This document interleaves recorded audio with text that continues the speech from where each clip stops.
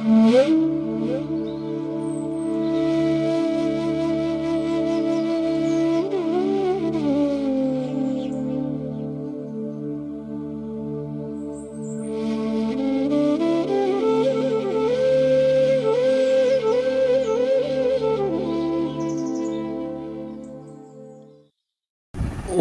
জননীং শারদাং দেবীং রামকৃষ্ণং জগদ্গুরুং পাদপদ্মে তয় শ্রিত্বা প্রাণ প্রণমামি মুহুর্মুহু। শ্রী ঠাকুর, মা এবং স্বামীজিকে প্রণাম জানিয়ে আজ আমরা স্বামী নির্লেপানন্দ এবং স্বামী চিৎ স্বরূপানন্দ মহারাজের স্মৃতিকথায় সৎকথায় প্রতিদিনের মনন এই ধারাবাহিক অনুধ্যানটির স্মৃতি তর্পণ করব। সম্মানীয় শ্রী উজ্জ্বল কুমার মল্লিক, যিনি ঢাকুরিয়া শ্রী রামকৃষ্ণ আশ্রমের সভাপতি, তিনি বহু সাধুদের সান্নিধ্য করেছেন। খুব প্রজ্ঞাবান এক মানুষ এবং হৃদয়বান এক ব্যক্তিত্ব। ব্যক্তিগতভাবে উজ্জ্বলবাবুকে আমি চিনি। ঢাকুরিয়া শ্রী রামকৃষ্ণ আশ্রমে তাঁর আহ্বানে বহুবার যাওয়ার সুযোগ হয়েছে। তো তিনি এই সাধুদের যে সঙ্গ করেছেন, যে সান্নিধ্য পেয়েছেন, সেটি আমাদেরকে উপহার দিয়েছেন এবং সেই আলোকেই আমরা আজকে ভাগ করে নেব। আমরা স্বামী চিৎ স্বরূপানন্দজির স্মৃতিকথা প্রথম একটু স্মরণ করে নিই, যার পূর্বাশ্রমের নাম ছিল সুধন্য মুখোপাধ্যায়। 1902 সালের 16ই আগস্ট তাঁর আবির্ভাব হয়েছিল এবং কলেজে পড়বার সময় 1923 সালে তিনি স্বামী অবেদানন্দজি মহারাজের দিব্য সান্নিধ্যে প্রথম আসেন। স্বামী অবেদানন্দজি মহারাজের বক্তৃতা এবং দিব্য জীবনে প্রথম থেকেই স্বামী চিৎ স্বরূপানন্দজি এত আকৃষ্ট ছিলেন যে একবার কথা প্রসঙ্গে স্বামী অবেদানন্দজি বলেছিলেন, হাওড়া থেকে একটি ছেলে আসে, অর্থাৎ এই সুধন্য মহারাজ, সে তো আমায় দেখে পাগল হয়ে গেছে। এবং এই সুধন্য মুখোপাধ্যায় স্বামী অবেদানন্দজি মহারাজের কাছ থেকে মন্ত্র দীক্ষা, ব্রহ্মচর্য দীক্ষা এবং সন্ন্যাস লাভ করে হয়েছিলেন স্বামী চিৎ স্বরূপানন্দজি। স্বামী চিৎ স্বরূপানন্দজি মহারাজের অনেক ঘটনা স্বামী অবেদানন্দজি মহারাজের দিব্য সান্নিধ্যে স্বামী চিৎ স্বরূপানন্দজি বইটিতে প্রকাশিত। ওর গুরু ভ্রাতা ছিলেন জ্যোতিষ মহারাজ স্বামী শিবেশানন্দজি। তিনি এই উজ্জ্বলবাবুর কাছে কিছু ভাব বিনিময় করেছিলেন, যেটি উজ্জ্বলবাবু শুনেছিলেন এবং 1974 সাল থেকে মাঝে মাঝেই সোদপুরে স্কুল রোডের বাড়িতে চিৎ স্বরূপানন্দজি মহারাজকে যেরকমভাবে উজ্জ্বলবাবু দেখেছেন, তার লেখার প্রেরণা সেই অনুধ্যান থেকেই। স্বামী চিৎ স্বরূপানন্দজি মহারাজের জ্ঞান পিপাসার বিরাম ছিল না। তার মন সূক্ষ্ম তত্ত্বে অবগাহন করতে চাইত, তাই তিনি জটিল দার্শনিক বিষয় নিয়ে স্বামী অবেদানন্দজির সঙ্গে দীর্ঘ আলোচনা করতেন। আর প্রিয় শিষ্যকে স্বামী অবেদানন্দজি মহারাজও জ্ঞান উজাড় করে দিতেন। রামকৃষ্ণ বেদান্ত মঠে স্বামী চিৎ স্বরূপানন্দজির মনে একবার সংশয় দেখা দিয়েছিল। তিনি স্বামী অবেদানন্দজি মহারাজকে প্রশ্ন করেছিলেন, মহারাজ, আমি তো শুধু পড়াশোনা করে যাচ্ছি, সেভাবে সাধন ভজন তো কিছু করতে পারছি না, আমি কি পুঁথিপত্রেই আবদ্ধ হয়ে থাকব? স্বামী অবেদানন্দজি মহারাজ উত্তরে বলেছিলেন, তুমি আমাকে ভালোবাসো তো, তাহলেই সব হয়ে যাবে। অর্থাৎ অবেদানন্দজি ওই আশ্বাস বাণী মনে করিয়ে দিয়েছিলেন, যেটি ঠাকুরের সেই চিরন্তনী সত্যবাণী, যে সচ্চিদানন্দ বই গুরু নাই, আমাকে ভালোবাসলে সব হবে। এত বড় বিশ্বাস, এত বড় আশ্বাস আর কে দিতে পারে? 8ই সেপ্টেম্বর 1939 সালে স্বামী অবেদানন্দজি মহারাজের মহাসমাধির পর স্বামী চিৎ স্বরূপানন্দজি রামকৃষ্ণ বেদান্ত মঠের অধ্যক্ষ নির্বাচিত হন এবং তিনি পরবর্তীকালে ঢাকুরিয়া শ্রী রামকৃষ্ণ আশ্রমে এসেও কয়েক বছর ছিলেন। উজ্জ্বলবাবুর বাড়ি এই ঢাকুরিয়া আশ্রমের কাছাকাছি হওয়ায় তিনি এই উজ্জ্বলবাবুর বাড়িতে যেতেন এবং যেন পরম আত্মীয় হয়ে গিয়েছিলেন। উজ্জ্বলবাবুর ঠাকুমা, বাবা এবং মা স্বামী চিৎ স্বরূপানন্দজির কাছ থেকে মন্ত্র দীক্ষা নিয়েছিলেন এবং স্বামী চিৎ স্বরূপানন্দজি বলতেন যে দীক্ষা গ্রহণের সঙ্গে সঙ্গেই ঠাকুর মা স্বামীজির সঙ্গে তোমাদের সম্পর্ক হয়ে গেছে, তাই এই দিব্যত্রয়ীকে শুধু সম্বল করবে। এই জন্য স্বামী চিৎ স্বরূপানন্দজি গুরুরূপে তাঁর কোনো ছবি ভক্তদের দিতেন না। একবার উজ্জ্বলবাবুর ঠাকুমা গোপনে চিৎ স্বরূপানন্দ মহারাজের এক গুরু ভাইয়ের কাছ থেকে মহারাজের একটা ছবি চেয়ে নেন জানতে পেরে স্বামী চিৎস্বরূপানন্দজি মহারাজ ঠাকুমার কাছ থেকে সেই ছবিটি নিয়ে ছিঁড়ে ফেলে দেন। উনি ভক্তদের প্রণাম নিতে চাইতেন না, বলতেন ঠাকুর মা স্বামীজি ও অবেদানন্দজিকে প্রণাম করো, তাহলেই সব হবে। সেই প্রসঙ্গে একটি ঘটনা, 1983 সালে গুরু পূর্ণিমা, ওই দিন একজন ভক্ত যখন প্রথমে ঠাকুরের ছবিকে প্রণাম করে তাঁর দীক্ষাগুরু স্বামী চিৎস্বরূপানন্দজিকে প্রণাম করতে যাচ্ছেন, তখন সবাইকে অবাক করে স্বামী চিৎস্বরূপানন্দজি বলে উঠলেন, হলো না, আগে এখানে নিজের দিকে ইঙ্গিত করে প্রণাম করতে হয়, গুরু পূজা প্রথমে করতে হয়। এটি যেন বলেই দিচ্ছেন। স্বামী অবেদানন্দজি মহারাজও বললেন, তাঁর সন্তানকে দেখিলেই তাহাকে দেখা হইল, তোমার গুরু ও ইষ্ট অভিন্ন জানবে। ঢাকুরিয়া শ্রীরামকৃষ্ণ আশ্রমে থাকাকালীন তিনি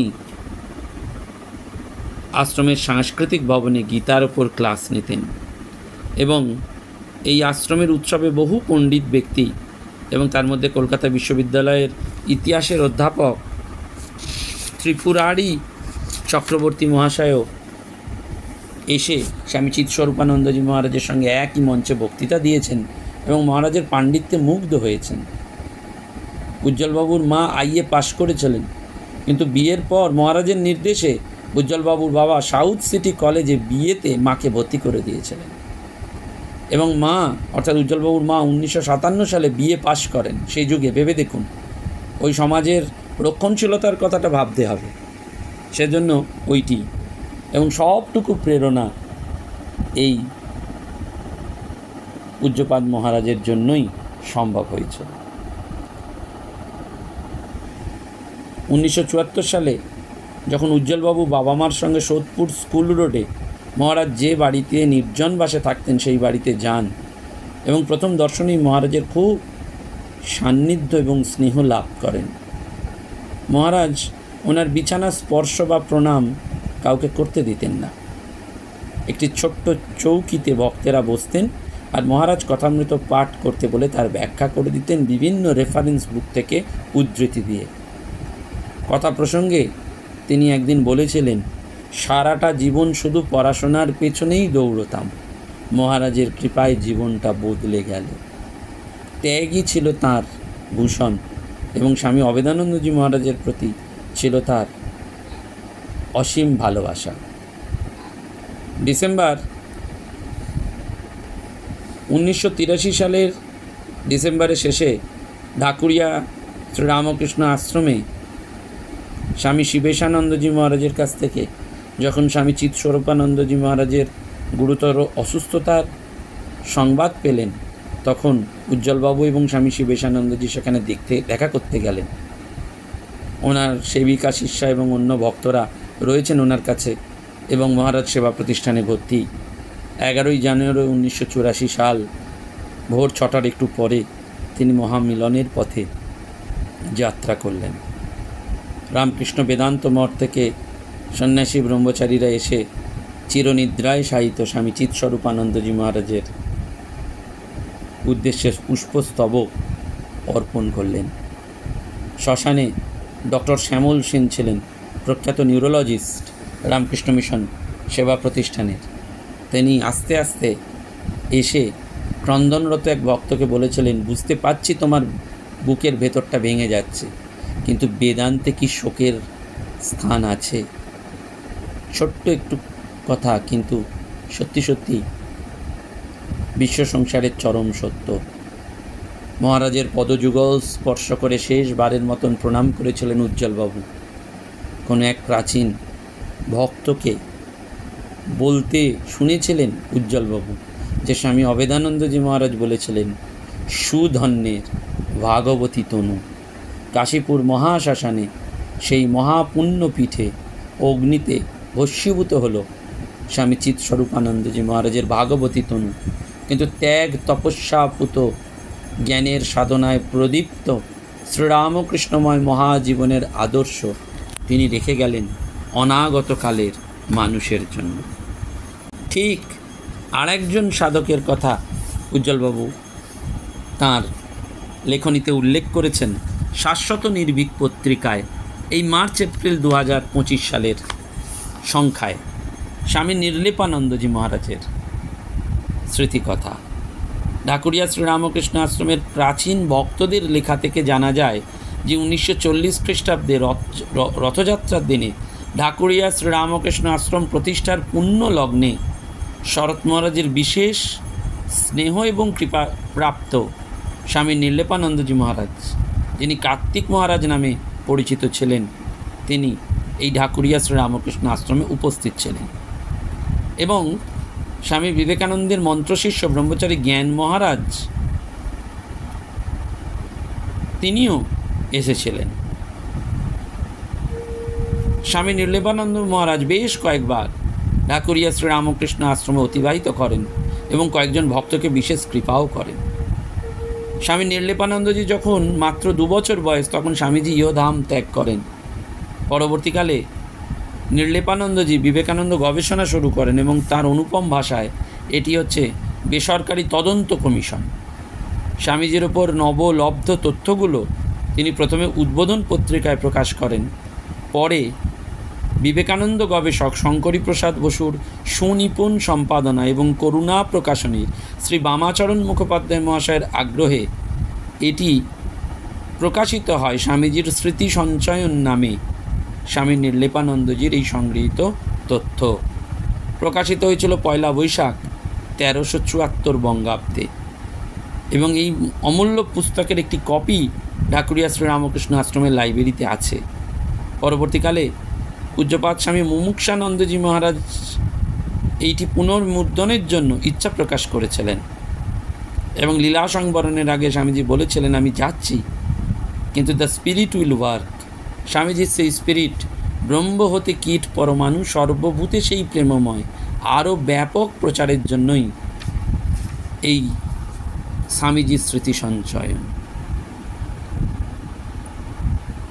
এবং এই স্বামীজির স্মৃতি সঞ্চয়ন এমন একটি গ্রন্থ যেখানে যোগিনমা প্রমুখের স্বামীজির সম্পর্কে অভিজ্ঞতা যেমন রয়েছে, পাশ্চাত্য অনুরাগীদের দৃষ্টিকোণ থেকেও নানান ঘটনা রয়েছে।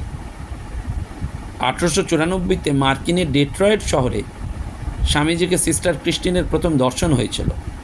1000 আইল্যান্ড পার্কে এক সঙ্গিনীর সঙ্গে উপস্থিত হয়ে সিস্টার ক্রিস্টিন স্বামীজিকে বলেছিলেন, আজ যদি যিশু বেঁচে থাকতেন তাহলে তাঁর কাছে গিয়ে আমরা বলতুম, এ নাথ, তুমি আমাদের শিক্ষা দাও, তোমার কাছেও আমরা সেইভাবে এসেছি। অফুরন্ত আধ্যাত্মিক শক্তির ভাণ্ডার, অথচ বিনম্রতার প্রতিমূর্তি স্বামীজি বলেছিলেন, কিন্তু যদি যিশুর ক্ষমতা আমার থাকতো তাহলে এই মুহূর্তেই আমি তোমাদের মুক্ত করে দিতাম। 1902 সালের এপ্রিলে স্বামীজি তার অসুস্থ শরীরে সিস্টার ক্রিস্টিনকে বেলুড় মঠে স্বাগত জানানোর জন্য একটি অনুপম চিত্র নির্লেপানন্দজির এই লেখায় পাওয়া যায়। বেলুড় মঠ অভিমুখে আগত সিস্টার ক্রিস্টিনের পানসিখানি গঙ্গার বুকে দেখতে পেয়েই স্বামীজি তার দোতলার ঘরের জানলা থেকে হাত তুলে সিস্টার ক্রিস্টিনকে অভিনন্দন জানালেন এবং ক্রিস্টিনও স্বামীজির প্রতি চোখ পরামাত্রই পানসির ওপর দাঁড়িয়ে ঊর্ধ্ব হস্তে স্বামীজিকে নমস্কার করলেন। সেদিন বেলুড় মঠে সর্বপ্রথম স্বামীজির শ্রীমুখ দর্শনের সংকল্প নিয়ে সিস্টার ক্রিস্টিন আসছিলেন। অলক্ষ্যে ঠাকুর যেন সিস্টার ক্রিস্টিনের সেই সংকল্প পূর্ণ করলেন। সেদিন স্বামীজি তাঁর ঘরে সিস্টার ক্রিস্টিনকে খাওয়ালেন। স্বামীজি বলতেন, সিস্টার ক্রিস্টিনের মতন পবিত্র আধার পাশ্চাত্যে বিরল, এবং এই পবিত্রতাকে স্বামীজি একটি কবিতায় ফুলের সঙ্গে তুলনা করেছেন। স্বামীজির লাল পদচিহ্ন এক টুকরো কাপড় তুলে নিয়ে সিস্টার ক্রিস্টিন অসুস্থ অবস্থায় সেইটি বুকে নিয়ে শুয়ে শুয়ে ঈশ্বর চিন্তা করতেন। জোসেফিন ম্যাকলাউড স্বামীজির পাশ্চাত্য দেশীয় প্রধান অনুরাগী ভক্তদের মধ্যে অন্যতমা। শেষ জীবনে কেশ তার শুভ্র হয়ে গিয়েছিল, কিন্তু ক্ষীণ চোখে ভালো করে সযত্নে চশমাখানি টেনে নিয়ে লম্বা চিবুক আরও সিধে করে একাগ্রতার ভাব ফুটিয়ে হাতের শীর্ণ স্নায়ুমণ্ডলী শক্ত করে বিবেকানন্দের চরিত্রের দৃঢ়তা নিয়ে বলতেন, আত্মবিশ্বাস আত্মশ্রদ্ধা থাক আর সব ডুবে যাক। পুঁথির পাতায় কে তাকে ধরে রাখবে, জ্যান্ত মানুষের ভেতরই তার প্রকাশ। তিনি বারবার বলতেন, আমি স্বামীজির চেলা টেলা নই, আমি তাকে গুরু টুরু বলে মানি না, তিনি আমার বন্ধু। আমি একবার তাকে জিজ্ঞাসা করেছি, স্বামীন আমি কি হব? স্বামীজি দৃঢ়ভাবে বলেছিলেন, জো বি ইয়োর সেলফ। পুঁথিতে তো স্বামীজির সেই দৃঢ়তা ব্যঞ্জক কণ্ঠস্বর ধরে দেবার পথ নেই। স্বামীজির দয়াতেই আমি একজন বেটার খ্রিস্টান। স্বামী নির্লেপানন্দজিকে এই জোসেফিন ম্যাকলাউড বলেছিলেন, দেখো বিবেকানন্দও যেমন সত্যি, তুই আমি আমরা সবাই তেমনই সত্যি, এটা অনুভব করিস। তিনি এসেছিলেন আমি এসেছি বলে, আর আমি এসেছি তিনি এসেছিলেন বলে। তার কাজের জন্য আমাদের প্রত্যেককে দরকার। তোরা বিবেকানন্দের ছেলে, you are the children of Vivekananda. Swami বিবেকানন্দের সঙ্গে মিস ম্যাকলাউডের স্মৃতিচারণ। যে স্বামীজির গানের গলা বড় মিঠে ছিল, তার সংস্কৃত স্তব বড় চমৎকার লাগত, অর্থ অনেক সময় না বুঝলেও শব্দ যেন বুকে ঢুকে যেত। আর যে কোনো প্রসঙ্গে তিনি আলোচনা করতেন, যেমন নাগরিক স্বাস্থ্য উন্নতির জন্য রাস্তার ড্রেন পরিষ্কার পরিচ্ছন্ন রাখার অভ্যাস, কিন্তু শেষ করতেন অদ্বৈত তত্ত্বে। স্বামীজি যখন জ্ঞান অনুভূতির অতি উচ্চ সোপানের কথাবার্তা কইতেন, আমরা বলতুম, স্বামীন আমরা তোমাকে অনুসরণ করতে পারছি না, তুমি বড় উঁচুতে উঠে গেছো। তিনি বলতেন, don't you know that I am a poet. শেষ জীবনেও বলেছেন, এই দীর্ঘ জীবনের বহু অভিজ্ঞতার পরেও কেন কেবল বিবেকানন্দ বিবেকানন্দ বলে পাগল হয়ে ছুটোছুটি করি জানিস? কারণ আজ পর্যন্ত তাঁর চেয়ে উৎকৃষ্ট মানুষ চোখে পড়েনি। যেদিন দেখব সেই মুহূর্তে তোদের বিবেকানন্দকে ছেড়ে তাকে মানব, তার হয়ে যাব। স্বামী শারদানন্দজি একবার জোসেফিন ম্যাকলাউডকে বলেছিলেন, ভিক্টরি টু ইউ ট্যান্টিন। তখন স্বামীজির জোসেফিন দৃঢ়স্বরে বিবেকানন্দের মন্দিরের দিকে চেঁচিয়ে বলেছিলেন, victory to me Swami, victory to that piece of solid rock which is seated over there. ওই অচল অটলের জয়। দেখো দেখো ওই মন্দিরে এখনও তিনি বসে আছেন। কেন না, একবার বেলুড় মঠে ঠাকুরের মঠের পাশেই আইরেল কোম্পানি ইয়ার্ড বানাবেন বলে ঢেউ তুলেছিলেন। সবাই যখন প্রমাদ গুনছেন, তখন এই বিপদের খবর শুনে বৃদ্ধা জোসেফিন ম্যাকলাউড বাংলার গভর্নরের সাথে যোগাযোগ করে বেলুড় মঠের অনুকূলে নিষ্পত্তি করে স্টিমার চড়ে ফিরেছিলেন 2রা ফেব্রুয়ারি 1924 শনিবার। স্টিমারের জেটির ওপর বাগবাজারগামী শারদানন্দের সাথে দেখা হয়েছিল। শারদানন্দজি সহাস্যে যখন বলেছিলেন, ভিক্টরি টু ইউ ট্যান্টিন, তখন তিনি বলছিলেন, ওই অচল অটলের জয়। স্বামী নির্লেপানন্দজির এই স্মৃতিকথা আমাদের সত্যি সত্যিই ভাবায়, এবং সেই সঙ্গে উজ্জ্বলবাবুর দীর্ঘ সুস্থ আরোগ্য জীবন আমরা প্রার্থনা করি। তিনি আমাদের এরকম সাধু সঙ্গের আরও হদিস দিন, আমরা ধন্য হই। কারণ একমাত্র সাধু সঙ্গই আমাদের সমস্ত মনের মলিনতা দূর করতে পারে। এ যেন সেই পাঁক জলে নির্মলি ফেলার মতন। ফটকিরি ফেললে ময়লাগুলো যেমন থিতিয়ে যায়, তেমনি সাধু সঙ্গ হচ্ছে এই ফটকিরি, যে ফটকিরি আমাদের ভেতরে আধ্যাত্মিক শক্তিকে সংক্রামিত করবে এবং আমরা বিষয়ের নেশা কেটে ভগবানের প্রসাদ অনুগ্রহ করব। সেই প্রসাদ তো শুধুমাত্র দৈহিক প্রসাদ নয়, এই মনের প্রসাদ। সেজন্য উজ্জ্বলবাবুর কাছে আন্তরিক কৃতজ্ঞতা জানিয়ে, এই দুই সন্ন্যাসী মহারাজের চরণে ভুয়ো ভুয়ো প্রণাম জানিয়ে আপনাদেরকেও কৃতজ্ঞতা জানাই, এবং আবারও আবেদন রাখি যে মার্চ মাসে ব্লাইন্ড বয়েজের কিছু মানুষ তারা বাইরে হোস্টেলে থাকেন, তাদের একটু আমরা সেবার চেষ্টা করি। রামকৃষ্ণ মিশনের এক মহারাজের মাধ্যমে আমরা তাদেরকে কিছু অর্থ পাঠানোর চেষ্টা করি, যেহেতু সবাই নরেন্দ্রপুর ব্লাইন্ড বয়েজে থাকার সুযোগ পান না। আপনারা যদি একটু এগিয়ে আসেন, একটু মানবিকতা, একটু সহমর্মিতা নিয়ে, তাহলে এই অন্ধ মানুষগুলো, যারা হয়তো পৃথিবীর সেই আলো সেইভাবে দেখেনি, কিন্তু তারা মনের আলোতে বাঁচতে চাইছেন, তাদের জন্য আমরা একটু সাহায্য করতে পারব। সকলকে প্রণাম জানিয়ে, কৃতজ্ঞতা জানিয়ে ধন্যবাদ জ্ঞাপন করছি। নমস্কার। প্রাণারাম প্রাণারাম প্রাণা